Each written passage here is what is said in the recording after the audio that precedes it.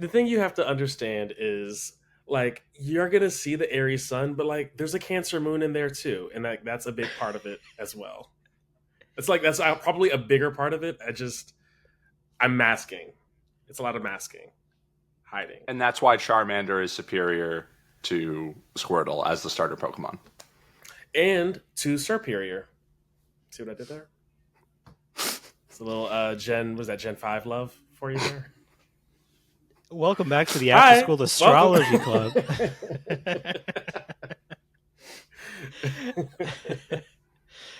We are the After School Cinema Club. I'm Jose. I'm the director of the group, joined by Vaughn, the Aries, and Dylan, the Gemini. Boys, how are we? How are we feeling this morning? This afternoon? It's a rare afternoon episode of the After School Cinema Club. Do you want me to go?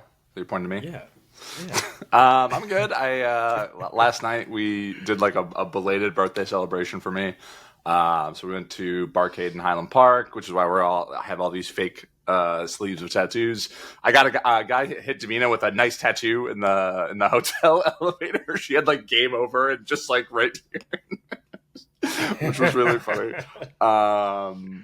Yeah, but it was fun. There was a guy that is, I think, a professional Time Crisis 3 player who had a crowd around him. I put it on my Instagram story if anyone follows me. And he was playing both like screens at the same time, and there were like several people behind him recording with phones and like professional cameras. And the crazy thing was that when Vaughn saw him, Vaughn recognized him from another bar arcade from 6 years ago and had a video of it. So it was honestly the most amazing thing. It was like perfect entertainment. And he was only there for like an hour. He was drenched in sweat. He was like patting himself off. It was really impressive. And he calls out he's like Molotov, and he's like shooting the screen and stuff. I can say he's just good. He's so good. He plays through the whole thing as both characters, and I thought he was just like a staple at the barcade I attend usually, which is over in Silver Lake. Come to find out, this guy just makes his rounds. Shout out to him, Time Crisis guy. We see you. We You salute should get him on you. the pod. I call that being as efficient with your money. You pay what, $2, and you have hours of entertainment, or I guess an hour, Yeah, hour and some change, and a no pun crowd, and intended. yeah, A crowd, yeah. um, yeah. I'm doing good. I have a show still, and by the time this airs, I hope you all can like come to the box office and pray you can get a ticket because tickets have gone so quickly. I don't even know if we have any left, but it's worth a shot. But yeah, the show's been doing really well. I've got some more stuff cooking. I actually was on set for another short film last week, which was a lot of fun. Your boy is doing things. I love it. I'm so tired. I'm also so tired. Vaughn is the busiest man in Hollywood right now. Move over, Glenn Powell. Yeah, move over. And like honestly, yeah, like, I'm gonna own that. Because yeah, you shoot the thing, but then like the thing is shot. Like I do the thing every night, and like I go back and do the like, you know what I mean? Imagine if he had to go to every theater and perform like all the shows he does every single night. Anyway, Could never. He could probably.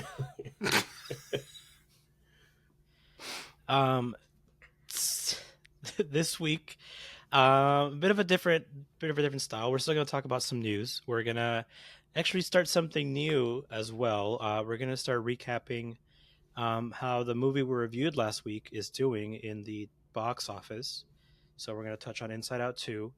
We're still going to get to news, but I think we're going to start to build this parasocial relationship with you guys. We're going to start talking about our top 4 films. Shout out to Letterboxd. You're only allowed 4, no more, no less. Each of us kind of had to really hunker down and think about what 4 movies are our favorites, and some had an easy time with it and some had a hard time with it. This is an outrage. I'd like to speak to every manager actually in succession. um, but starting off with some updates, Inside Out 2, the number one movie in America. You know, it's not just marketing; it's true. I'm sorry, Dylan. Dune 2. Who? Who cares? Who Literally. asked? Millions, but that's okay. We just have updates on some numbers for Inside Out 2. This came out honestly that Monday after we recorded that it surpassed like I think it was like $200 million domestically, and then later in the week, it turns out it was the highest movie domestically, and then now it appears it's the number one movie in the world. So some numbers here from Box Office Mojo. Inside Out 2 currently is sitting at around $724 million. Dune Part 2, 711. It's right there. But, you know, doesn't matter if you win by an inch or a mile. Winning is winning. Yeah. And then domestic, Inside Out 2, 355. Dune Part 2, 282. So just some It's gonna updates. blow it out of the water. You know, it kind of interestingly looking down this list, Godzilla X Kong down at 567 worldwide, 196 domestic. Kung Fu Panda 4, 543 worldwide, 193 domestic. And then Kingdom of the Planet of the Apes, 381 worldwide, 164 domestic. Oh, Bad Boys wow. is down at 6, then Ghostbusters, then Garfield, then If, and then the Bob Marley movie. So that's Okay, Bob interesting. Marley movie. Yeah. That's more than I was Good expecting. on them. Yeah. Yeah. Any particular thoughts on the ranking? I mean, it makes sense. Yeah, it makes sense that it would do so well and so quickly. I mean, when I think about like the appeal, I mean it sure shares an appeal like that maybe Kung Fu Panda would have in terms of like young audiences, but I think Pixar has cemented themselves as like yes, it's like kids filmed like very kid friendly, but like we said last week, like this thing's a documentary, and there are so many themes that regardless of age you will be able to identify with and get some enjoyment out of. Yeah, I mean, I think it's beneficial that it obviously is a sequel, but for me at least, it was, and I said it last week that this was like it felt like Pixar was back, and at least for me, it was just like, when it's this good of a Pixar movie, you're always going to see, I think, like this kind of return. I'm just surprised to see it in 2 weeks. Like this feels like a pre-pandemic box office in a way, of where there's like that much money that quickly. Because I mean, think of all these other movies that have come out this year. You know what I mean? And those took weeks upon weeks upon weeks to hit those numbers, and for this to do it in 2 weeks is really cool. So that's refreshing in a good way. It's like it's nice when some of these movies make, if we can start to see billion hit regularly again for some of these big blockbusters, in a way that's good. I think it also maybe just means we lead to just only those movies being made, which is a whole other thing. But yeah, Yeah. I think too, it's like to your point, it's a lot of timing. Like it's summertime, folks are looking for stuff to do. I know I, for one, when I was in college and did not have central AC, I was always finding my way to a movie theater. I was like, I need to be cool in the summer. So who has AC? So malls, movies, like all of it, just to yeah, like it's cool 95 right off. now in LA. It's brutal. Yeah. Hmm. I mean, shout out to everybody back home in DC because y'all are dealing with the same weather, but also humidity. Yeah. Oof. Hey, San Francisco, nice 60 something. Yeah, thank you. Sick. I mean, hey, if we're gonna start making animated movies, I'm all for it. You know, if although as even though it Inside Out is making these numbers, I don't think it'll be one of those scenarios where yes, all of a sudden all these studios are gonna be jumping on this bandwagon. This is a Oh yeah, Disney thing, definitely. and this is a Yeah, Disney yeah, movie. You know, yeah, yeah. this is I Disney don't doing mean their thing, and they did it right. Yeah, I don't mean like just a ton of studios are going to be making like animated movies, just more so like sequel culture. It's like, oh hey, if we keep making, what we already have, you already have that built-in audience, regardless if it's animated or Yeah. not. Okay. Yeah, I get it. I get it. Um, Kind of switching gears here. After the movie's out and everybody's making their press rounds, we actually got to see. We touched on it last time over some cut emotions, and I think we have some more cut emotions that we got to see some concept about. We got to see guilt, and we got to see suspicion, and I'll see if I can edit these into the video form. But I, for one, love both of these ideas. I like the idea of the emotional baggage. I don't really like the ball and chain, but I like the idea of like the smaller guy who's like kind of sad, has this backpack or just like this thing that he carries around, you know. Yeah. Um, and the suspicion, I love the squinty eyes, just kind of like like Yeah. you have something about you, right? What do you guys think about these two newly released emotions? I think like I would have wanted to see more designs like this, but the trouble is based on what we've established so far, all the emotions are so neutral. Like the only one that has like a power necessarily is anger, who can like literally like catch fire, and then like that fire can set things on fire. But I would love to see, or even love to have seen like each of the emotions be a little stranger in appearance, so that because like right now, as cool as they are out of place, the designs for like guilt and suspicion. I love the idea of like the suspicion having six eyes. Like that design looks really cool to me. But I like the closest we got, I think, was that like envy is literally small, even smaller than anger, and who was already the shortest of the emotions, and then embarrassment is like the awkwardly tall, like had the growth spurt way too early size emotion. But like we don't really get anything else outside of that, and I would love to have seen more of that in the established emotions, so that these designs could be more welcome, I guess.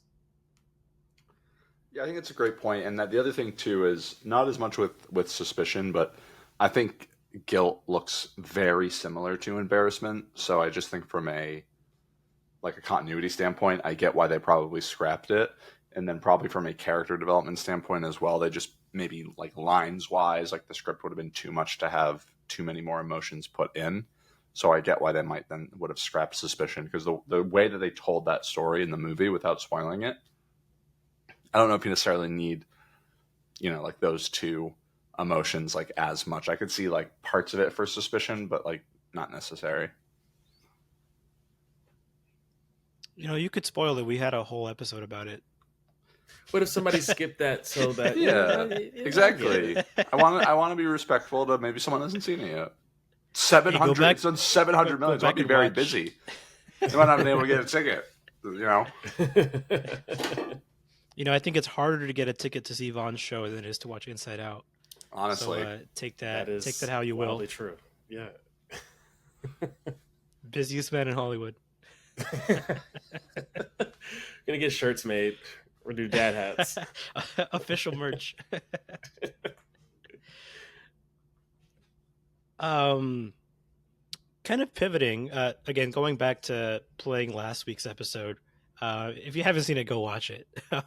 Otherwise, a lot of this conversation is not going to make sense to you, or we can't talk about what we want to talk about without spoiling it. This came out, I believe, that like Monday or Tuesday as well. Jordan Peele on Twitter uh, just posted 10/23/26. It's a picture, it's text thread, it's got like a purplish, darkish background. The font, um, I think it's sans serif or serif they call it because it has like the edges on the fonts. Shout out to Yeah. all you font heads out there. Um, Dylan has a wild theory, thinking it's Blade. What else do you want? Do you think this might be? that's just my take. It makes the most sense for sure. I mean, Does timing that? wise, we talked about last week the him being like having the meeting with Marvel, and then them saying, or like the rumors being like, oh, nothing happened. Like, great. It's a very poor attempt, and it doesn't have to be a great attempt, but it's a poor attempt at throwing us off the scent. But this timing is too right. And I think originally, back before there was a global pandemic, Blade was slated to be the fall release for Marvel of like 2021 or something like that. Jeez, That's crazy. the timelines we were supposed to be on. Was it really 21? I think it was 20, maybe 22. We Wow. went over the release dates, I think, last week too, but there were so many numbers that it just kept Yeah. getting jumbled up.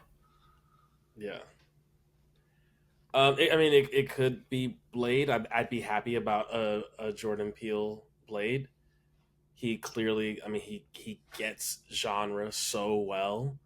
Uh, if not Blade, I will sadly be in attendance for whatever it is he makes. I say sadly because I don't typically go for like thriller or horror or anything, and he's so good at it. I'm still unsettled by Nope. Like I still think Hmm. about like I'll just say the crunching, and if you know, you know. So good. Such a good movie. Hey man, spoilers for the top four. Now I gotta choose a different movie. Are we doing top four draft? What do we? Yeah, I mean, I'm just still concerned about just the Disneyfication of it. You know, all three of his previous movies have just had his style, and if he were to do a Blade movie and it were to be like a horror esque kind of like you know thriller action thing, um, how creepy could he actually get with it, or how involved could he get with it? Because I mean, Sam Raimi was also a horror director, and he did Multiverse of Madness, and there were sort of bits and pieces of his style in Multiverse, but it still wasn't like as far as he could have taken it, and in like maybe like Yeah. an Evil Dead, or like a like an Ash versus Evil Dead thing, where it was that horror comedy, and that blended so well, right?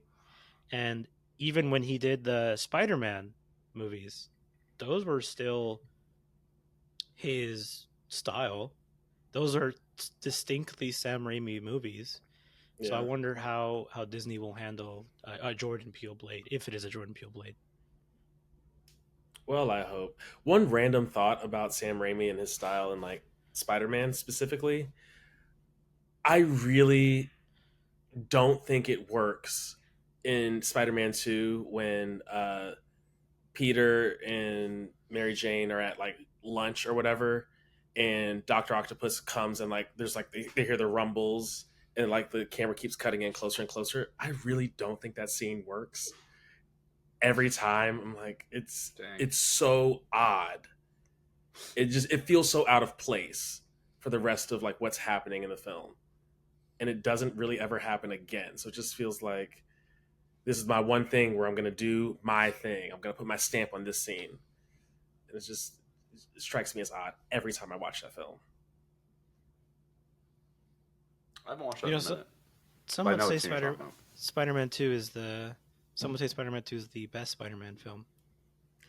And those people haven't seen Into the Spider Verse or Across the Spider Verse yet, but they're close to right. Said Best what I live said. action Spider-Man film.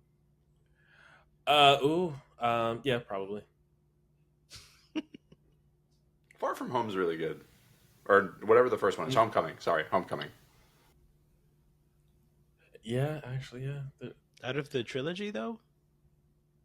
Yeah, definitely. I mean, I think Far From Home is solid, and I think what's the last one? Or is the last one Far From Home? No Way Home is the last The one. last one's No Way No Home's Way the last Home. one. No Way Home's okay. No Way Home is like they did the meme.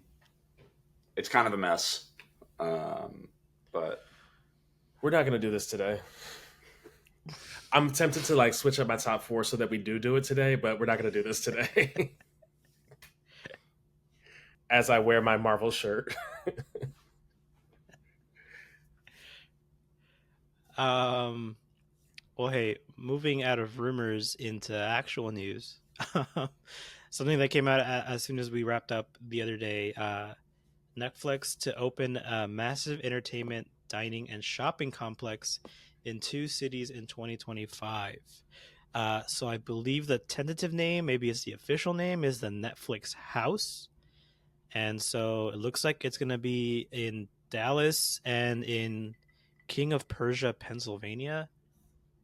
I've never heard of that King city of before. Prussia. King Oh, of King of Prussia. Prussia. I'm so sorry. Yeah. Yeah, It's a big mall outside of Philly. it is the Oh, it's second a largest mall. mall in the country. Wow. Right behind the Mall of America. Yep, and I've Wow. been several times. It's great. Um, so according to Variety, it's going to have a wide array of shopping, eateries, activities tied to major franchises. Bridgerton, Stranger Things, The Squid Game. Um, I mean, Netflix has already started to sort of like capitalize on their franchise, which is funny to me that Squid Game being one of those franchises that's being capitalized upon, even though the whole story of the show is about capitalism and capitalizing on somewhat on something on anyway, minor spoilers for Squid Game if you haven't seen it yet. I saw someone on Twitter mention that the Defunct Land episode that comes out in 2030 about this is going to be amazing because I cannot imagine how much money they're going to put into this for it to either for it. Well, the only reason it would be on a Defunct Land episode is that if it fails, and at least in my personal experience, given any of the other pop up events they've had around LA, they seem kind of lackluster after kind of a lot of the hype dies down. So I wonder how they'll keep this up, and I wonder how relevant it will be, depending on how relevant Netflix is. I mean, I don't think Netflix's relevancy is going anywhere. They're the only streamer that is even doing like moderately well, and they're actually doing like pretty well just in that kind of sense. I can't stand them, but it's a thing of just like they are really powerful. The thing that I think is hilarious is I saw that and I saw the photos, like, oh my god, they're building movie theaters.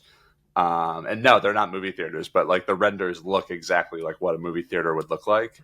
So I Right. definitely think that's going to cause people to like go in there and think that it's a movie theater and it's not. And so I think they're going to have to figure something else about that because that is the most like cinema looking thing I've ever seen. And it's called Netflix House, like Yeah. like a movie house. You know, Yeah, I don't. There's so much that just is incongruous.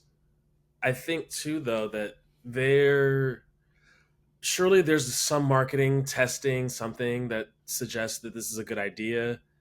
I could imagine some of that info. Like, I would hope that there's an arcade there somewhere to like kind of make the Netflix gaming thing relevant as well. um, I haven't I haven't explored it much, but I do know it's a thing, and I do know that some of the games I love are available on Netflix, which is a weird sentence to say.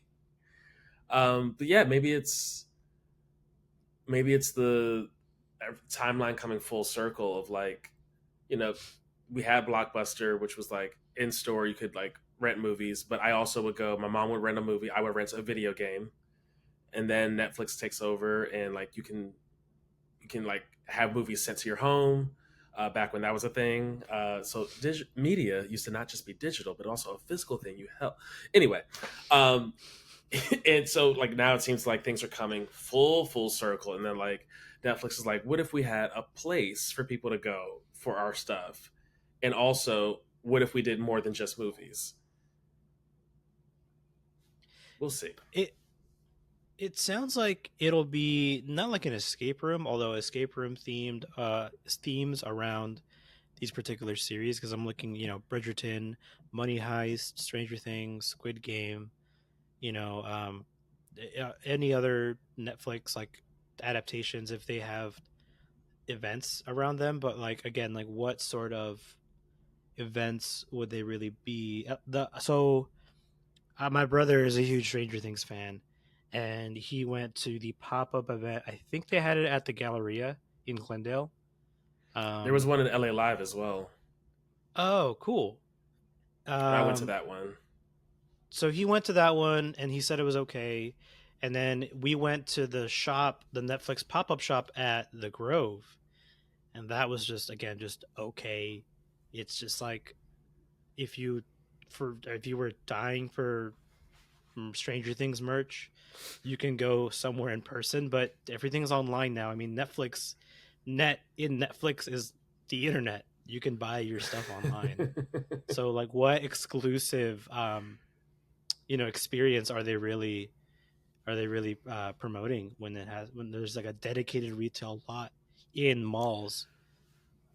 I will say, just talking about Bridgerton and all the hype it's getting, if they were to post about a high tea happening at like Netflix house, people would show up. For sure people would show up and show out. And I also think too, if like you're putting it in, I'm guessing the place that they're putting it in Texas is also a massive mall. It's a mall. Yeah. Yeah, like it's going to just serve as a huge branding standpoint of just like this massive, massive building. And if it's just a way of like, oh, there's a new this season coming out, oh, there's a new whatever season coming out, and like that could potentially then also be a way to like drive towards that if it's these like two super super high traffic places. Although I am curious to like know what the quality is, and especially knowing how Netflix is so quick to like pull the plug on something. Like, are we just going to? That's the only thing that I think is weird. This is a hefty, hefty investment for a company that like Google is the only other company I know that will like cancel something as quickly as like what Netflix does. They will pull the plug on something so quick if it doesn't meet whatever their numbers, are. I think too, from a business standpoint, contracts have to be playing a part into some of this. Like I think about having heard about like old school Disney shows and stuff where like you had, and I'm gonna butcher the names of these, but just kind of go with me. But there was like the Sweet Life of Zach and Cody, and then there was like another show where like they're on Zach and Cody on deck, Yeah. which they, even though it's the same guys, they legally it's a different show. So like typically after 3 years of 3 seasons of a thing, everybody's like eligible to renegotiate their contract and get a lot Oh, more that's money. trash. So Mm-hmm. after season 3 of Sweet Life of Zach and Cody, they're like, now it's going to be Zach and Cody on deck, and this is season 1 of this thing, and so Mm-hmm. you might be able to negotiate. So if you were making, just to throw, I think, kind of current day numbers out there, if you were a lead those first 3 seasons, you're probably making like 30 to 50K. I mean, it's Disney, so they're probably holding on to that coin purse pretty tight. But you're probably making 30 to 50K an episode. You'd be able to renegotiate to like 100 to 250K per episode come season 4.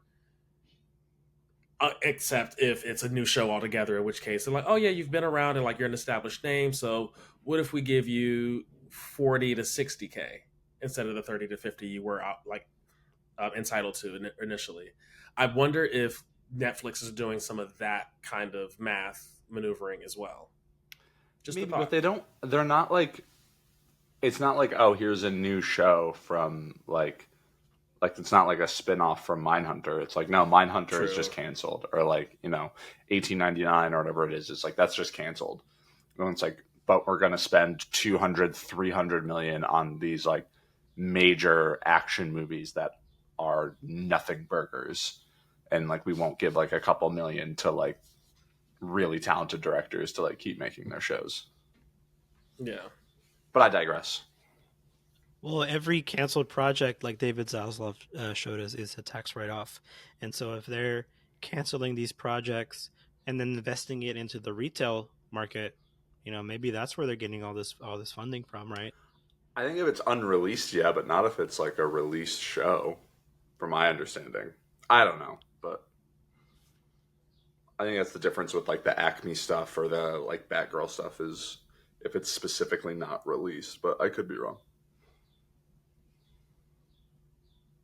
Yeah, and I think too, I mean, I don't keep up as much with like what shows move on with newer seasons and what gets canceled over at Netflix, but I do know a lot of the streamers have moved into this model where we're not getting the full season anymore. And I know, so, I think Disney Plus mostly will do like weekly episodes. But in a world where like you're expecting a full drop, like I know they have strategically released stuff in between months so that they catch subscribers for an extra month of a subscription, which maybe is enough to offset like the cost of having to cancel shows. I don't know. Yeah. In this Variety article, they actually talked to Marianne Lee, Netflix's chief marketing officer. So she says, we've launched more than 50 experiences in 25 cities, and Netflix House represents the next generation of our distinctive offering. The venue will bring our beloved stories to life in a new, ever-changing, unexpected ways. So I guess it's more of the same. That's a nothing sentence. That is It's more of that the same. says nothing. That is so many words to say actually nothing. Then we've done this 50 times in 25 places. That is all that, like, yeah. Props to whoever works in the PR department, because that actually is nothing. Well, she is the chief marketing officer. Yeah. CMO. Yeah. So Yeah. if somebody can word salad, it's the CMO.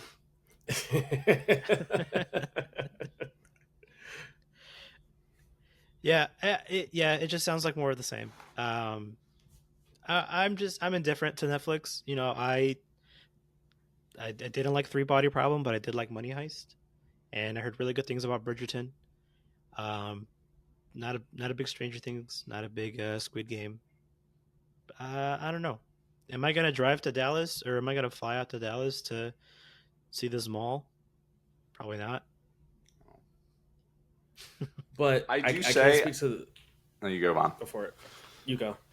Okay, I'm gonna say I do think I think like the Venn diagram of Bridgerton fans and Taylor Swift fans is a circle. So I do think you will be a huge fan of Bridgerton. Like, I think you will be all in. There's oh gosh, what is it? What's the song that Something Dream The Wildest she Dream. has? Yes, there's a Bridgerton version of that Oh song my in god. season 1. You need to check it out. What I was gonna say is I can't speak about the Dallas location, but I can say King of Prussia, although it's in Pennsylvania, which feels kind of random, gets a lot of traffic, lots of traffic. So like more than general malls would. So I think there's a lot of passive advertising that gets to happen in that space specifically, which can maybe again offset, or if we can just hook a subscriber for one more month, then that's enough. So I'm thinking that when one of these launches, there'll be like that massive influx of these fans who will go out and kind of like support it for like a month, maybe 6 weeks, 8 weeks tops. And then it'll just be like another store in a mall. And while like the Galleria in Dallas or King of Prussia in Pennsylvania is like big, how much of that mall crowd will actually either interact with whatever's there or like purchase something or actually be aware of it, you know? Like I know Netflix I now think a is kind of lot. a. You think so? I Yeah, do. if somebody comes out full gown, like giant skirt Bridgerton style, and they're like, "Oh yeah, we're on the second floor next to Claire's or whatever," people are gonna go. People are I'm gonna go, and I'm super behind on Bridgerton, but like just to be able to experience that thing up close, and it's like, oh wow, this is dope. Like I think just like seeing the Disney characters or whatever out and about, and you're like, oh, let me I'm drawn to this thing What if it was $50? to get in. To get in. I mean, nah. I But mean, what if I had to then on the provide next episode of my Defunct Netflix Land. subscription as entry? I also, for me, I think this works better if their release model wasn't what it is. If they did a weekly release model, I actually think this would be an even better idea. But when you're just going to be shadow dropping these things, you need to basically have then, like, every month, a really big show. Like otherwise, whereas like if you can do it for 8 weeks, 10 weeks, 12 weeks, you basically get to own like 2 to 3 months at a time. That's just basically then requiring you to only have 3 or 4 strong shows a year. And a company the size of Netflix can do that. That's not like particularly difficult when you're that large. But if you're going to be asking like basically 12 different types of like promo cycles, that seems like a lot. So they Yeah. do mention that expect it to be a regularly changing thing, whatever that may be. And so, from what I remember at the Galleria, it was just like Stranger Things, and then after a couple months, it was gone. So maybe it's not that they're releasing, maybe it's not that they're changing their releasing model to accommodate that. Maybe that, hey, this quarter we're focusing on Bridgerton, and then we'll close for like a week to like remodel everything, and then we'll go ahead and open this up for Money Heist, and then we'll close this up, and then we'll open it up for Stranger Things or something or other. Yeah. But still, like I doubt it'll be free. If it's an immersive experience, quote unquote immersive experience, I doubt it'll be free. And if it is free, a lot of that merch and a lot of like because they're planning on serving food, I'm assuming it's like themed food, is also not going to be cheap. I mean, what's like a meal at Disneyland? Like 30-40 bucks? A meal at Universal is like 20-30 bucks. Then those are themed restaurants at theme parks. So if this is like the Netflix theme park or the Netflix immersive experience, those those foods probably mid first and foremost, and then also probably not gonna be cheap. They're selling their popcorn for $5 a bag. I forgot to put it in the group chat, but did y'all see that they're selling a Netflix branded popcorn for $5 a bag? Where? Retailers, I think. What? What Netflix. does that even mean? Yeah. Like, I have no context for what Netflix branded popcorn Yeah. is because it's just been Orville The Redenbacher over Netflix. here. So You don't Redenbacher. What? Orville Orville Redenbacher. Yeah, yeah, Yeah. yeah. The No, only I just popcorn? like the only. Okay. Listen, I like the I forget what it's called. The blue one. There you go. Don't even know the name. We win. All right. Hold on. I love it when somebody else proves my point. Act 2. Fuck off. Act 2. That's the Act 2 name of a popcorn brand? Yeah. I know what It you're talking is. about with like the It's a blue. SoCal. Like I know. I think it's a SoCal thing. Oh, then never mind. I would But hope like it's a I can SoCal think thing. of like the blue like labeling on it or whatever. But Act 2. That's a good name, but I've just never heard of it. Um, spent a Netflix lot of time launches talking its about own this line Netflix of thing. popcorn for $4.50 a bag. I found the Variety article. Their two flavors for the popcorn are cult classic cheddar kettle and swoon-worthy cinnamon kettle. And so it's an 8-ounce bag for $5 a pop.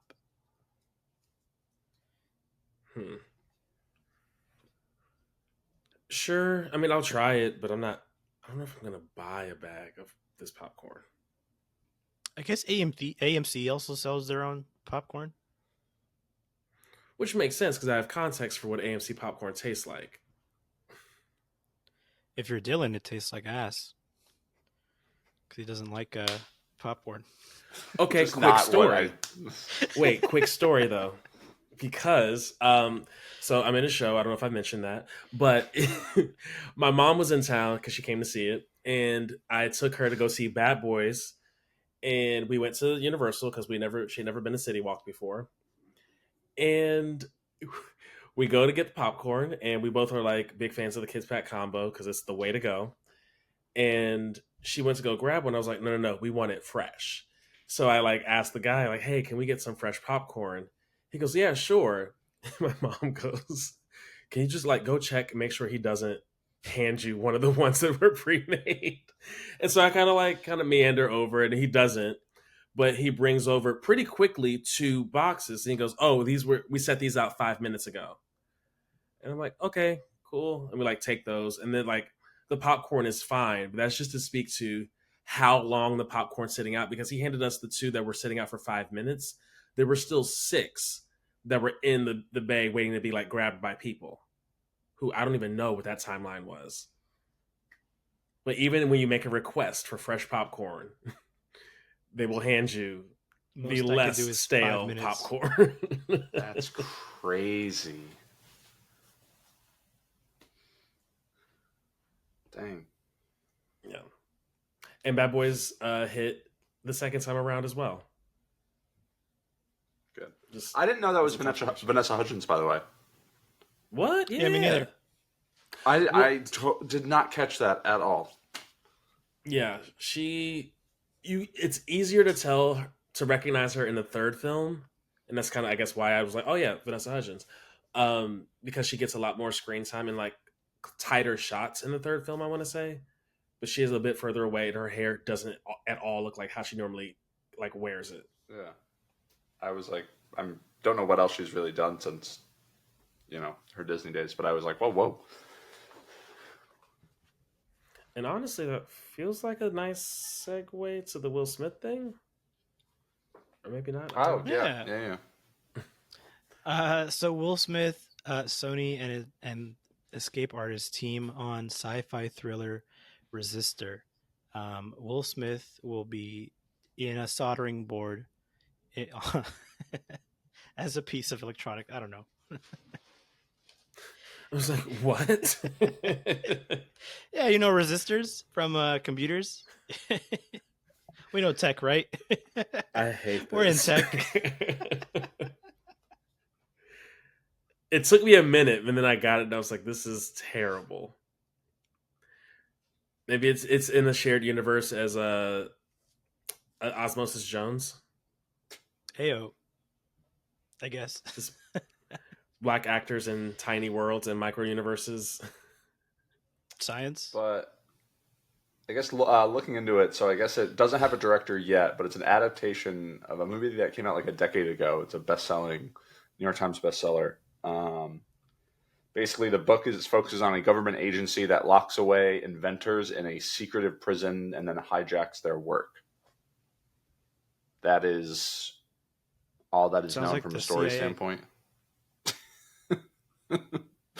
And it's being written by the guy that it's being written by the Bullet Train screenwriter, and the newest draft is done by the guy that did Top Gun Maverick. So, Ooh, an I love interesting that. combination of work. I'm happy to see Will Smith do an original movie. This is like I'm pretty jazzed up, like a big kind of another like big box office original. It's been a little while. Yeah, That answers our question from a couple episodes ago.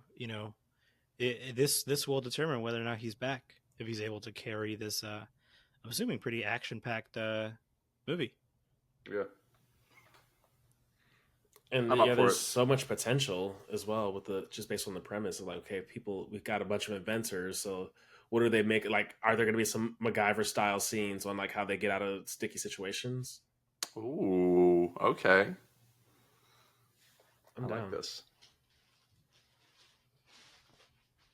Um, I think too. Never mind. Never I'll hold on mind. to it. Yeah, it's fine.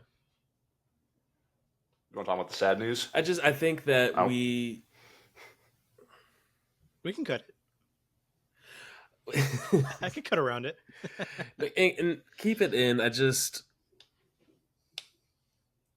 I'm listening to the discourse, and I think I wind up getting a lot because the algorithm is so specific. I wind up getting a lot of like black content, or like I hear a lot of black voices in like my social media spheres. Um, and I've been seeing overwhelmingly a lot of people talk about like Will Smith might be back, and then like so that's like the the quote or like in the sub quote or sub tweet or whatever is he never left for me, and like a lot of I've been seeing a lot of people post that kind of content, and I know that that's not the truth for everyone, um, but yeah, I'm curious to see how all of this actually plays out because I was actually and maybe she cares, maybe she doesn't that I mentioned her, but my mom, as we were talking about Will Smith, she mentioned like for her, she was like she really it took her a while to like recover or like get over like his actions then, and I'm like okay, and I get the personal investment, but I felt like to me it seemed like he had exceeded that, or I'm not being articulate. Essentially, there's this personal investment I think any community would have, but in this case, the black community had around Will Smith, being that he was just this guy from Philly, you know, shout out to the King of Prussia, but this guy from Philly who, based on a lot of the like grassroots like support for like starting, you know, from being the Fresh Prince, like as a rapper, and then you know, the TV show, and then like getting all that support from with a black base primarily, and seeing that expand and grow and grow and grow. Once the slap happened, to me it seemed like yeah he lost a lot of the like uh, call a spade, the white support and non-black support, but I did see the discourse around it be more about for black people more that like right action wrong time like right action wrong moment. um and so yeah I felt that I didn't know it was going to be as severe as it was, like for my mom especially, and I'm just curious to see, yeah, as we all are, what the reception is on this new IP. Um, but I just don't personally, I don't see the vitriol as strongly as I'm reading or hearing from others that it is. I don't personally, I don't take the he's back as like from a like the slap ruined his career standpoint. I just think his like the slap happened at a time when his stock was from a box office standpoint at an all-time low. Like it just was one of those things of just like he had had a couple of like not absolutely major hits and like things like that. And so like the slap happens, and I think for a lot of people like the like Judd Apatow, like he could have killed him tweet, like literally go outside and touch grass. But like it's one of those things of like, and if that like really works you up, What if he like was allergic to bees, dude? What if he was allergic to bees and he had a fistful of bees? like it's one of those things of just like it was just like a wild moment, like it was, but it's one of those things, and this is not the same, and like but it's like the Drake thing. It's like Drake puts out like a couple not great albums, and then like now is public enemy number one because he did a really dumb thing by trying to pick a fight with the best rapper of the generation, and literally just had like 50 people dancing on his grave this weekend. But like it's just a thing of like when sometimes when you're in like a weak state, any then bad thing can just like really then like take full like hold of you. It's like kind of like it's one of those things of like you might even see it with like Justin Timberlake, like his stock isn't as good and now he has like this kind of like intense moment. It's like, well, what's going to happen? He doesn't have that same like juice that he had 5-10 years ago. But whereas like hell, the now if all these movies are hits now, then it doesn't matter. Like people are not, they're not going to care. It's a money making machine. Keep having him star in movies. You saw it with Tom Cruise, same thing. Like kind of in a weird spot, super That's a into good this like point. Scientology Hmm. thing. Hmm. What's going on? Crazy meltdown. And then it's like, okay, just kidding. These Mission Impossible movies make a ton of money. Top Gun's making a ton of money. He's the action movie star. Like it's just kind of like that little like upswing. And I think Tom Cruise and Will Smith are honestly very, very similar from like a career standpoint. Going back to the box office thing, I mean, Bad Boys is six on that list of top 10 movies um, in just box office. It's only about 200 mil behind Kingdom of the Planet of the Apes. Domestic, not worldwide. Um, it is interesting to me though, just knowing that I guess the black community, from what you're saying, Vaughn, was so invested in it because as someone who isn't black, um, I thought of it as just kind of like oh, okay, that was weird. And then a lot of the backlash, like we touched on before, was just like, well, that seems a bit excessive. It's just, obviously he did a bad thing in the moment for sure. But I really agree with what you're saying. right action, wrong time. Do it behind closed doors. Do it during a commercial break. Just do something about it, but not in that setting because people are gonna Yeah. attack it no matter what, right? But yeah. I can't get over the Judd Apatow tweet. I can't, and I love Judd Apatow. And if I ever become a famous person and this blows up, look, man, I love your work. That is one of the all time biggest overreactions. A man was slapped in the face, and he was fine. He literally Beast. didn't move. He did not Beast, move. dude. He hit him so not intensely that he just like it's not that deep. But he could have killed him, Dylan. Beast, dude. Could have killed him. And I will say, and this just gonna go on a mini journey here, for me as well, because I'm also a huge Will Smith fan. Have been a fan of his since the '90s. In fact, like when I got into acting, he is who I admired like the most from an acting standpoint. And I remember the first monologue. Wait, no, that's not true. The second monologue I ever learned was Will Smith's monologue from Fresh Prince when he like has the whole like the dad left thing, and that was like a very real moment for me as well. And I learned a lot about myself and what techniques are useful for me from an acting standpoint. Um, but the first monologue I ever learned of Will Smith's was from a little film called 6 Degrees of Separation. And this is like, again, building that parasocial relationship. That film was, I want to say 95 it came out. But it's about this kid who is a bit of a grifter and makes his way, like grifts his way into this like really affluent family, and he's super articulate, but he is aware of how white people perceive him, and he manipulates that and uses it to his advantage effectively. um and I just like, so Will Smith has just always been a part of like my acting journey personally.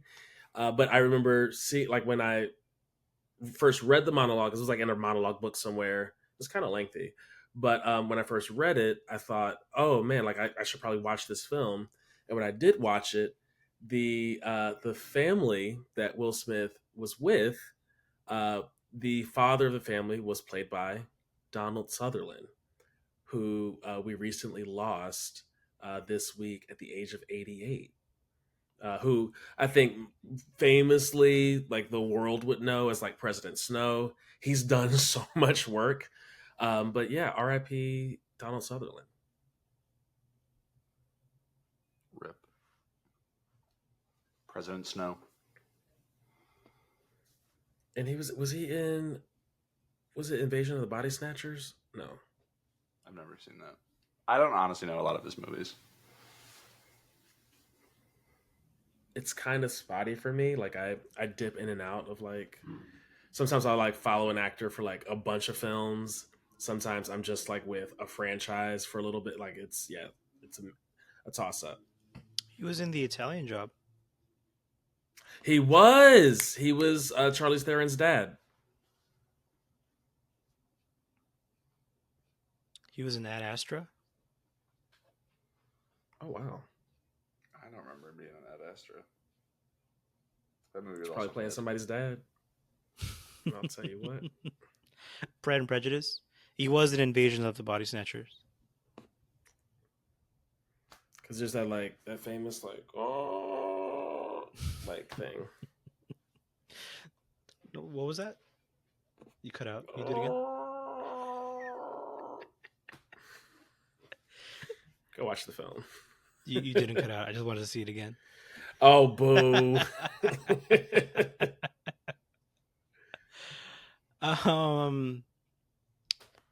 Well, paradigm shift. Do we want to talk about our favorite movies? Let's do it, I guess. I can go quick with mine. This isn't hard for me. Personally. I don't know how you want to do this. If we each say like one, if we each go like 1 through 4 and like explain them. Oh, did you put them on a hierarchy? I cannot rank these. I Dylan, don't I I will don't not have rank them. these. I don't mean like rank them 1 through 4 in that kind of way. I just like I mean it in a way of just like we'd like, oh hey, these are my 4, or is it like this is the first of my 4 and then you go with one of your 4 or whatever. Because like my shit can like, it depends on the mood, depends on like what movie I'm looking for. Like there's so many things that can depend of these 4. I just know that without a shadow of a doubt, these are my 4. Wow. I have my 4 for today. Like, and admittedly, like between today and tomorrow, 3 of the 4 will probably stay. But like, you know what I mean? Like it's an amorphous thing. Yeah. Um, yeah, Jose, See, how do you want to do it? Because I could I, go either way as well. whenever I tell people that I have a film podcast with some friends, they're always like, "Oh, what's your favorite movie?"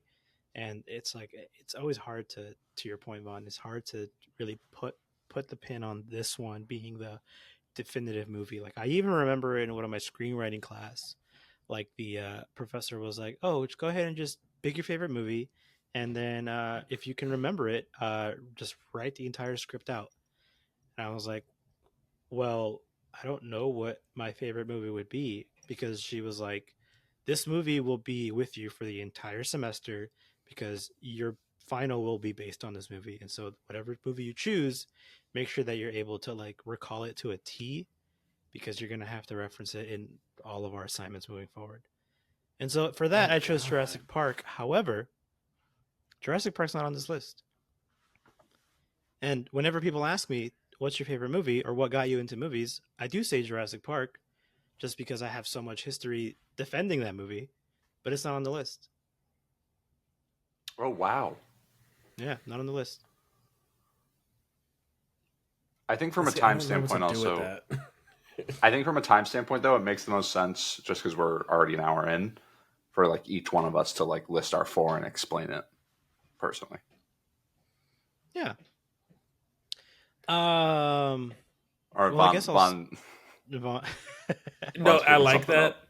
a lot because I need I need the context of the other 3 to help support the one. You know what I mean? Okay. Because I Okay. did select them as a collection of films, not necessarily as these are my top 4 films. This is why it's Into the Spider-Verse, Across the Spider-Verse. Which honestly didn't make my list. So frustrating if it cut out for me. I'm so frustrated that it's cutting out. That's Get that Ethernet, baby. it was a Spider-Man joke. I got a whole thing going on with my I don't want to get into it. It's 95 degrees. I'm It's hot. fine. I'm a little hungover. Um Happy birthday. Happy birthday, everyone! Happy birthday in the chat. Any honorable mentions you want to start with, Dylan? I mentioned Jurassic Park. Bond mentioned Spider Man. I don't have a Star Wars movie in my top 4. So the probably the first ever thing that got me into film was Star Wars, but I don't have any. So none of the Star Wars movies I have in there. So that would just kind of be like my honorable mention. Would be that. Wow, no Star Wars. The Star War. You know, it's just the one war, right? Just a singular war. Kathleen Kennedy wants you to think so, at least, yeah. Well, I guess without any further ado, um, I built this around the idea of just like having building like a balanced team. We started with talking about Pokemon at the very beginning, just making sure that I have somebody in each kind of category to like really Good round type out. coverage, right? Yeah, making sure everybody's supported, right? So I have Nope, Interstellar, The Fast and the Furious, the first one, and Okay. All Quiet on the Western Front. Dang, All Quiet. I love All Quiet. Okay. Wait, Yeah, remind me. All Quiet on the Western Front. the What year was Netflix movie, that? the one that came out Last year? recently, relatively recently, 2 years ago, 2022. Okay. Yeah, The World War One movie. Oh, yeah, uh, war movie. German boys, and they're like, Hmm. "War's gonna be great," and then it's very not great. Yeah, it's a great Spoilers movie. for World War One, I guess. And spoilers for a book that's like over 100 years old.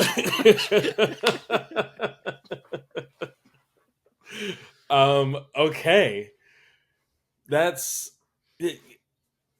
go. Just yeah, Go, cook. go. I love that list. That's a great list. That is a good Yeah, list. and it was tough to really deciding. I forget what I had before. Like before I just kind of threw four movies that I really liked, but then as I started critiquing myself and kind of looking into it, I kind of snowballed into having this kind of be like the epitome. I mean, the Fast and Furious speaks for itself.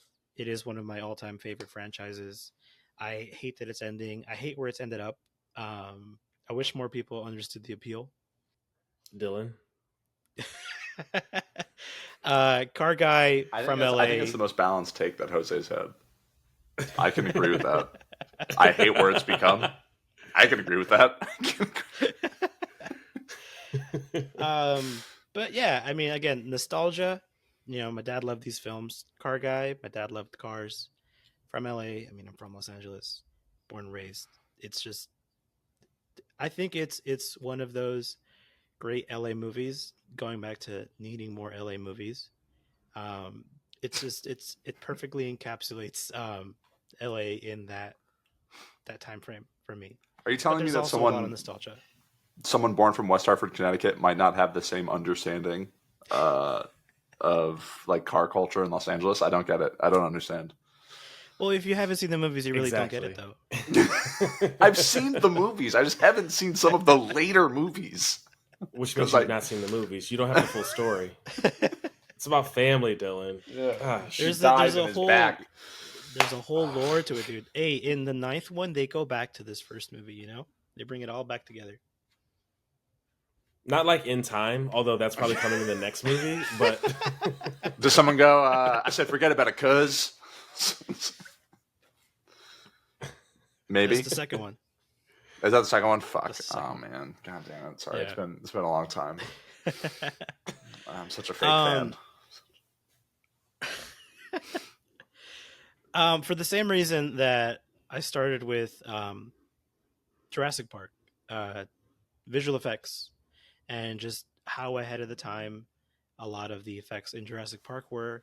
All Quiet is on this list. I think a lot of the practicality that comes with depicting war is probably the most visceral thing I've ever seen in like an artsy kind of filmy way. If you haven't seen this movie, just take like the first 15 minutes of Saving Private Ryan when they're storming Normandy, but make it a 2.5 hour movie with an amazing soundtrack, an amazing sound design, and everything from the beginning where these boys are so excited to get to war to the very final minute is just so impactful, and war is hell. War never changes. War is hell. That's why All Quiet's on there. Um, Interstellar. I'm a fan of sci-fi. I'm a fan of Nolan. Not as much as Dylan, but I'm a fan of Nolan. Wish I could have seen it in IMAX a while ago. I hope it's re-releasing. I heard rumors that they For were the 10 year. re-releasing it Yeah. for the 10 year. Yeah, so I'll see if I can maybe that is coming up. sneak in a watch for that.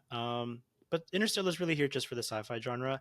I was thinking of switching this with Arrival, because Arrival is also a really good movie and another director Dylan likes, Denis Villeneuve.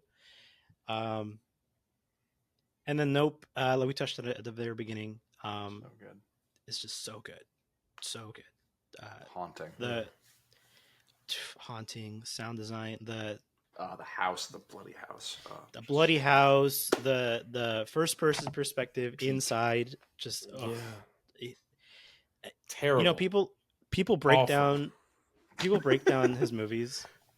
I don't think this one needs to be broken down. I think this needs to be just absorbed.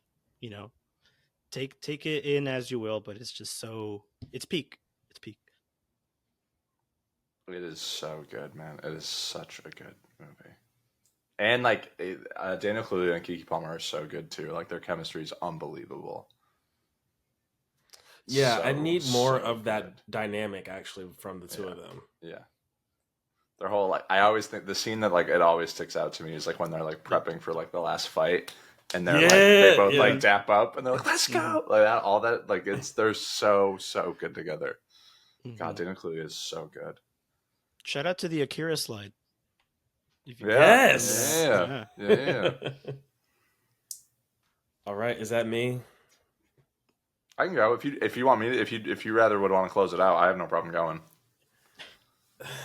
Yeah, maybe give me Yeah, I another got it. moment Yeah, to I got get my you. life together. So I don't think I tried to look at it from like a Pokemon standpoint. Like I wasn't trying to have my counters to everything, although it does kind of work out this way. So Um, the really reason I say that is because I'm not a fan of horror movies, but I felt like I couldn't really explain a lot of my takes if I didn't have a good horror movie on there. yeah, yeah. And out of my very small library of horror movies, this just stands out to me. Even more than Get Out, even more than Us. Hey, I'm a fan of the Halloween movies, just because the only reason I'm a fan of the Halloween movies is there's this really stupid video of somebody who made a cumbia remix of the Michael Myers theme. That is just like it's in my Just it forever plays burn. it plays in my head the entire every time I hear the theme, it just plays in my head. And it's listen, that's a really good remix. It's fire. Send it in the chat. I'm gonna. Yeah. Yeah, It's I need great. that. It's great. Just as an aside, you saying that there's a like Bands That Make Her Dance Majora's Mask remix that is Put it in the unbelievable, and it's chat. like not on Apple Music, and it's like kind of hard for me to find it. But when I do track it down, I need I will that. send it in the chat. Yeah. but anyway, to Um, continue, Dylan. okay, so the first one I'm going to lean with. This is my comfort movie. This is whenever I am like feeling down. This is the movie that I'm going to watch. It's The Nice Guys with Ryan Gosling and Russell Crowe. Like a Oh, buddy cop action movie. It did not have the box office success that it deserves, and that's why there's not going to be a sequel. This is one of the funniest movies I've ever seen. I might know every single line to this movie, legitimately. Like it is everything about it cracks me up. It was like fundamental for me at my age when this came out. I think I was like 22 when it came out, maybe like 23. Absolutely unbelievable. And like as a huge Ryan Gosling fan, like it was just very very happy to see it. Second one needs to be made. Second movie, this isn't like in terms of just second one I'm on the list. It's not like a ranking. It's Whiplash. This was the movie that like kind of made me get into movies. I remember where I was when I watched it. One of my friends, I'm gonna shout him out, Corey O'Neill, in college, showed me this movie because I was actually talking about how much I loved. This is going to be really funny. Fast and Furious 6, and he was so mad at me. And what? this is my yep exactly. This is like my hero origin story, you could say. And he was just like he showed me Whiplash, and it like totally changed how I felt, how I could feel about movies. And I'd liked movies before, but this is when I looked at it from a completely different kind of way. Um, and it was because I told him, "Oh, I really like Birdman." And he's like, "Oh, if you really like Birdman, then you're really gonna love this." And I don't really know. I mean, I guess I can kind of see it, but like they're both like kind of I do now love thrillers, not horror, but like absolutely adore like tension in movies. It's such a fucked up movie, and I think a lot of people take away a wrong message from it and like think that somehow it's a good story, um, which is not the case. And whatever abusive relationship you're in and can take joy in this movie, figure that out. Um, Next one I'm going to put in obviously is Dune. Dune Part One, not Dune Part Two. I obviously love Dune Part Two, but Dune Part One to me is a But honestly what'd you say? you didn't love it enough, dude. It's second place now. Yeah. I think the first Dune movie has just this like levels of grandeur, and it's just like a truly magnificent movie. and The one with especially in Timothy, right? yes, not Great. not the one with Kyle MacLachlan. I don't. I think I know you go yeah, back, so I yeah. don't. I gotta No, just that confirm. movie's a mess. Um, and it like, and I feel bad for David Lynch. It's not his fault. Like that's the whole thing. I don't want to talk about it. Patrick But Stewart's like, in that one too, right? yeah, he plays Gurney Halleck. He plays I just forgot his name. Oh, Thanos. Thanos. Yeah, yeah, yeah. Yeah. Josh Brolin. Yeah, Josh Brolin. Yeah, he plays Josh Josh Brolin's Brolin. character. But just the scale of it, the magic that it feels like, especially in theater, like it is just so special.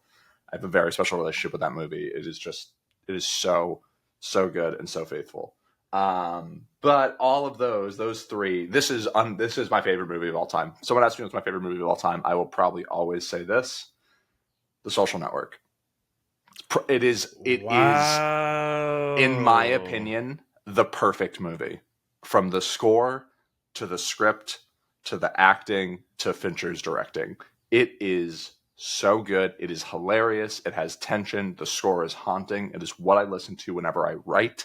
Um, that like the scenes, I can remember the scenes so well. It is so fast paced, which I actually think is why like to me, I feel like I'm going to be able to watch this 50 years from now, and it's still going to feel like a fast paced movie, despite the fact that like things are just getting like quicker and quicker as things go on. It is Yeah. so special. A far and away my favorite movie. That's my list. Did you see someone on Twitter edited? I think it was Raiders of the Lost Ark in black and white with the Social Network score on top of it.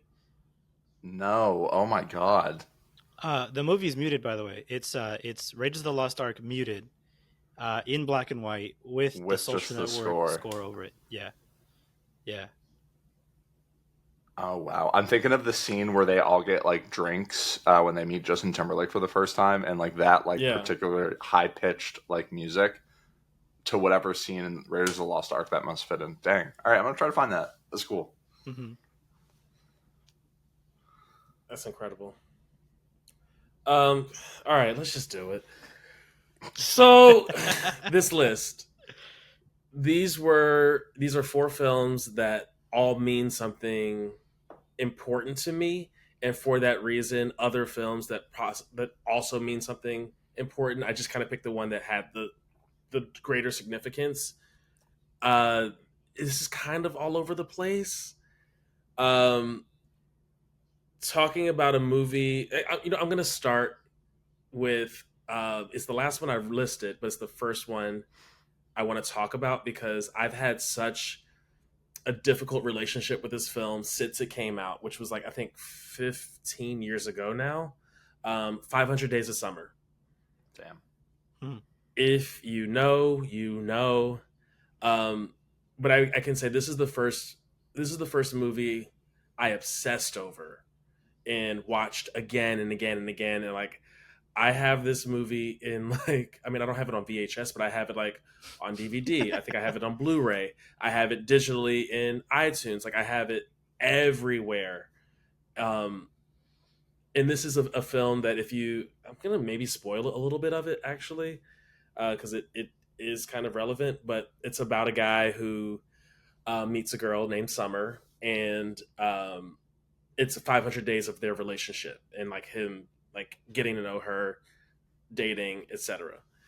There's a take that they have there's a take you have if you have a very classic like idea of film when you watch the movie at first, and then with some emotional maturity your take evolves. And so the first dozen times I watched this movie, I had the classic take of like, oh my gosh, this one thing is terrible. But the more you watch it, the more you realize like, oh, actually, this was the first time I realized that just because you're following a character's journey, that doesn't make them the hero necessarily. And that like you are allowed to and probably should be critical about your protagonist watching something. So I have trouble putting this movie on the list because of that, and because like um, Joseph Gordon-Levitt's character is such a complex thing to contend with. But and like knowing that, I haven't watched this movie in maybe 10 years because of like the difficulty I take with the story now, like present day Vaughn. I could still recite it like the back of my hand. I actually um I went online. Somebody recut the movie because it's 500 days of summer, and so sometimes you'll jump from day 16 to day 382, back to day 23, and so on. Just like to see, like to juxtapose, like the beginning of when they met versus like a year and some change in, and so on. I've watched a cut where somebody did all the days in chronological order. Like I am obsessed, or was obsessed with this movie, but it was the first one that got me thinking more critically about film.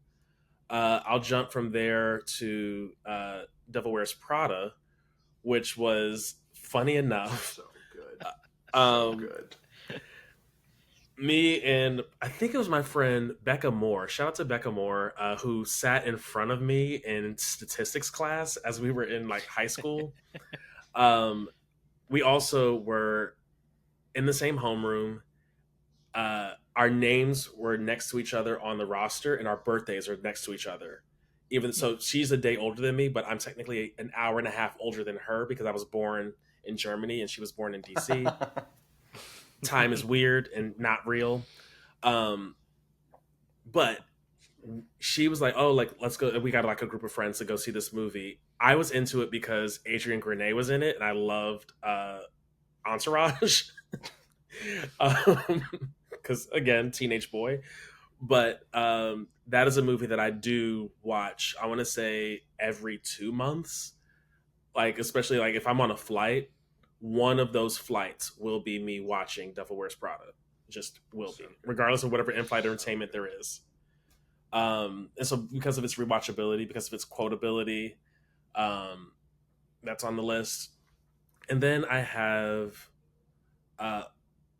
I have Black Panther, um, because Black Panther, and what this does specifically for me is it scratches the itch of how I enjoy movies, and I think about what Black Panther did just like socially and how much everybody got on board with, like, I mean, people, and I'm people, like literally bought dashikis to wear to the film, and like in, you know, R.I.P. Chadwick Boseman, but like when the second film came out, um, there was like this social move of like, okay, we're wearing white to your first viewing, so like all week, all opening weekend, we're showing up in our white, as a funeral, like as a passing on of Chadwick Boseman.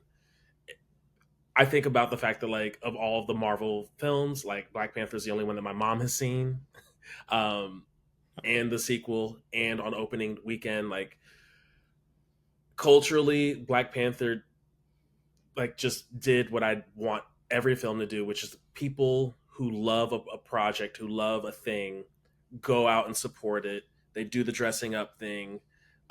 They're having a great time in the theater. That's a part of why I love premieres as well. Although the premieres are a little too charged in my opinion. Like I just love the idea of people from whatever lives they've come, because if it's a premiere, you have to show up ahead of time. Like there's a long, like it's a process to get to the premiere, versus like if I just swing over to an AMC or whatever, I go in and everybody just kind of more naturally has this draw and this shared affection for a thing. Black Panther, I will never like get that opening weekend back ever again, but I saw it, I want to say 7 times in theaters. I saw the sequel 6 times in theaters, but it touched on so many things. And also, this got me to look at Ryan Coogler, I should say, got me to look at film with a much more critical eye as well, in a similar way to 500 Days of Summer, but specifically the elements that people would choose to use. Like 500 Days of Summer had a theme where Summer, who is played by Zoe Deschanel, has blue eyes, and so her character, um, is always wearing something blue. And I was like, oh, that's interesting. Like, it's something I didn't quite catch the first time I watched, but then every rewatch, I'm like, wow, even if it's just a hair tie or something, they were intentional about the blue. And then I think about and I think it like made its rounds. It might have been Variety or Vogue or some other. There was some no, Vice. I think it's Vice. You know the ones where the YouTube clips where people will do directors will like talk about a scene from the movie. So Ryan Kluger was talking about a specific scene from Black Panther, and he highlighted how T'Challa, Okoye, and Nakia were wearing the colors of the Pan African flag, and like how like Okoye removing her wig and tossing the wig was her rejecting the idea of Western ideals around femininity. Nakia does the same thing when she takes her heel off because they don't wear heels necessarily as often, like within African society. And so there were all these little things that he did on purpose that like that sort of thinking allowed me to appreciate Wakanda Forever to a higher degree on like my first watch. But yeah, like it helped me appreciate theater or going to the theater a lot more. And then my last movie is Origin, which only came out this year, but so what? It is absolutely gorgeous. The story, the ability to tell a story over a very long period of time, I think it's closer to 3 hours, but to take your time to tell a story and also have pretty much every frame be a perfect wallpaper screenshot, like just absolutely gorgeous storytelling, brilliant acting. Um, should win the Oscar for Best Picture. Otherwise, it'll join the long list of films that have been robbed for Best Picture. That's my list. I'll leave it there. Solid. I think all Yeah. these lists are pretty solid. and I've been meaning to try to get this episode done because it gives us, or it definitely gives me a lot of perspective as to who you two are. I mean, and I know you, both of you, personally, and there we can build this relationship organically in whenever we do get to see each other. Um, but now I'm remote. This podcast is remote For now. For now. We're not teasing anything. We're manifesting. We're manifesting. It's going to be in person eventually, and having that insights into why we think certain ways, or why we like certain things, or why we don't like certain things, and why we're critical about things about these movies that we're going to go enjoy for the foreseeable future.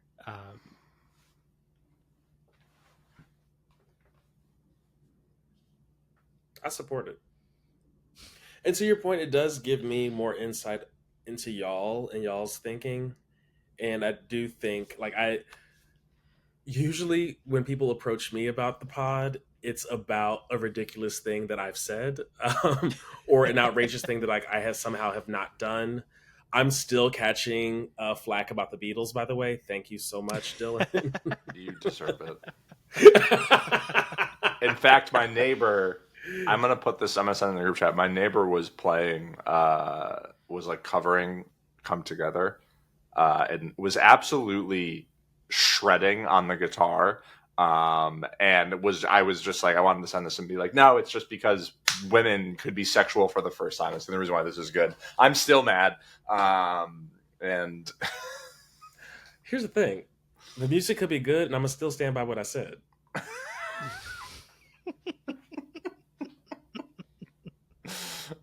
Why would I do that to myself? yeah, it's fine. You're gonna have to deal with the actions of you, or the consequences of your own actions. Like, Yeah.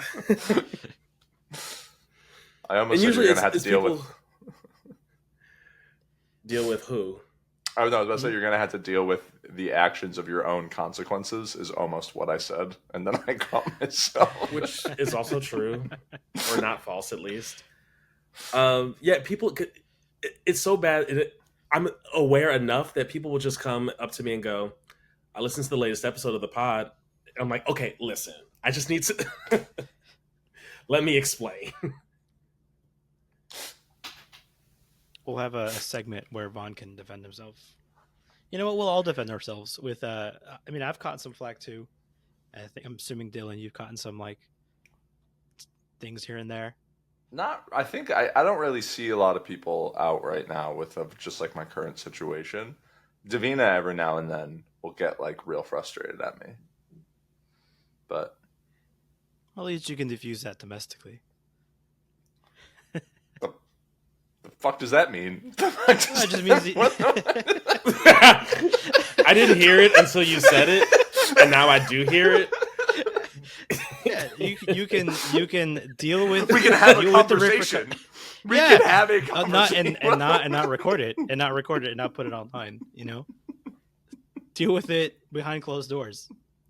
Don't love Stop. that either. We can deal with it very publicly, and it's going to be totally fine. What the fuck?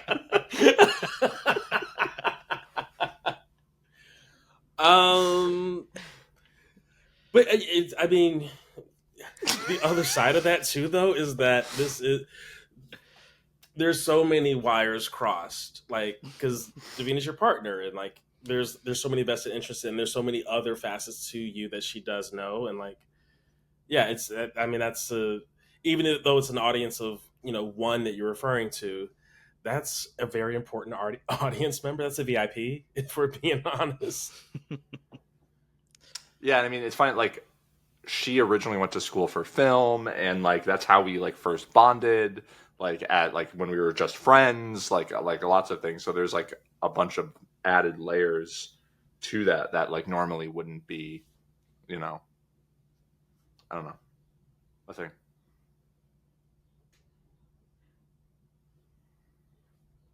Sorry, I ripped one of the fake tattoos. I shouldn't say I ripped one of the fake tattoos off. I rubbed one of the fake tattoos off, and now my arm is like burning. Yeah. Oof. A sign of things to come. What Yeah, am I looking forward just to? let it. I guess let it like wear off naturally, and don't try to just like I can't. I have a show in 2 days. put makeup over it. You wear long sleeves. Oh, I do. You're right. Thank you. Whew. Mostly, except for one scene or a few scenes. There's a few scenes where you're. Are those tattoos that like stay permanent for a couple while, or is it just like those kid tattoos where you can just rub off? They are kid tattoos. You can even like see like the outline of it like here. Welcome to the gun show. Like any of them. But yeah. Yeah, it's if you see. No, I'm kidding. I think it's over there. Yeah. That's kind of badass. This is in a good spot. I picked a good tattoo and it's in a good spot. Yeah. For me. We are not talking about movies anymore. If I had to rate your top 4, I'd give them both A pluses. Oh, I'd give yours an A+ as well. Thank you. Because we all showed our work. We all showed our work, and that's part of the this relationship with us and with the audience, showing our work. I will say, I would love to come back and revisit this with more context and more parameters, because I'd love to talk about like my top 4 action movies or my top 4 like musicals, which I'm kind of ashamed musicals. There's a musical sequence in 500 Days of Summer, but outside of that, like there's no musicals on my list, and that feels like a crime. But yeah, I would love to like get into some categories so I can celebrate more film.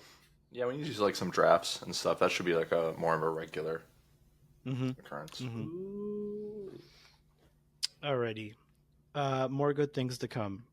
Gentlemen, thank you so much for your time. Happy birthday, Dylan. Everybody say happy birthday to Dylan. Text him. Comments.